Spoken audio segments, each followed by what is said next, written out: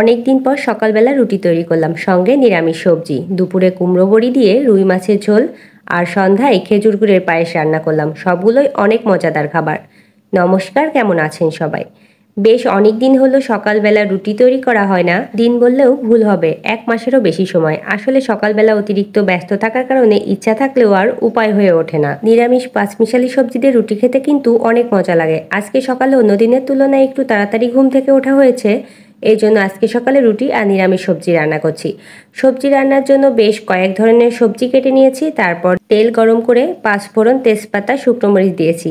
ফোড়নগুলো কিছুক্ষণ ভেজে নিয়ে সবজিগুলো দিয়ে লবণ, হলুদ, কাঁচামরিচ আর আদা বাটা দিয়ে সাঁতলে নিলাম। পাশের চুলায় জল গরম বসিয়ে দিয়েছিলাম। জল গরম হয়ে গেলে এখন আটা সিদ্ধ করে নিচ্ছি। আর এদিকে সবজিগুলো ভালোভাবে ভাজা হয়ে গিয়েছে, তাই পরিমাণ মতো জল দিয়ে দিলাম।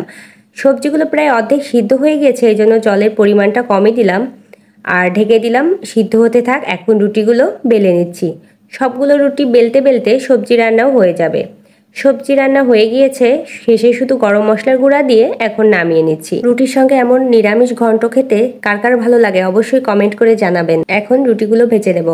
আজকে প্রতিটা রুটি মনের মতো হয়েছে, কারণ প্রতিটা রুটি খুব সুন্দরভাবে ফুলেছে। আসলে রুটিগুলো ফুললে কিন্তু দেখতে অনেক ভালো লাগে, কিন্তু শেষের রুটিটা ভাজতে গিয়ে অন্য একটা কাজ করছিলাম, উল্টাতে গিয়ে দেখি অনেকটাই পুড়ে গিয়েছে।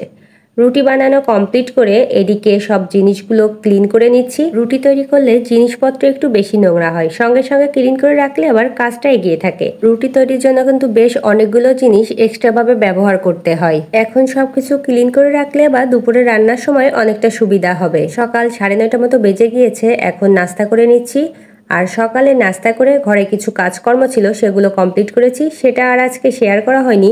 তারপর দুপুরে রান্নাটা করে নিচ্ছি।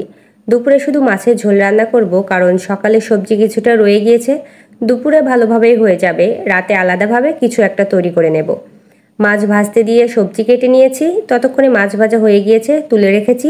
আর তারপর কুমড়ো বড়িগুলো ভেজে নিলাম। মাছ তো কম বেশি প্রায় দিনই রান্না করি, কিন্তু বড়ি দেওয়ার কথা মনেই থাকে না। কুমড়া বড়ি দিয়ে মাছের ঝোল রান্না করলে খেতে অনেক বেশি টেস্টি হয়। কথা বলতে বলতে কিন্তু মাছ রান্নাও হয়ে গিয়েছে, নামিয়ে রাখলাম। ঝোলের কালারটা কিন্তু দারুণ এসেছে, আশা করি খেতেও ভালো হবে। সন্ধ্যার দিকে পায়েস রান্না করছি। এখানে 1/2 লিটার দুধ নিয়েছি। দুধ ভালোভাবে জাল করে নিয়ে 50 গ্রাম মতো পোলাও চাল দিয়ে কিছুক্ষণ রান্না করলাম। চাল 80% মতো ফোটার পর গুড় দিয়ে দিলাম, কারণ চাল বেশি ফুটে গেলে আবার পায়েস খেতে একদমই ভালো লাগে না। যত কিছু দিয়েই পায়েস রান্না করি না কেন, খেজুর গুড়ের পায়েসের টেস্টটা একটু অন্যরকমই হয়। রান্না হয়ে গিয়েছে, একে একে এখন বাটিতে তুলে নিচ্ছি।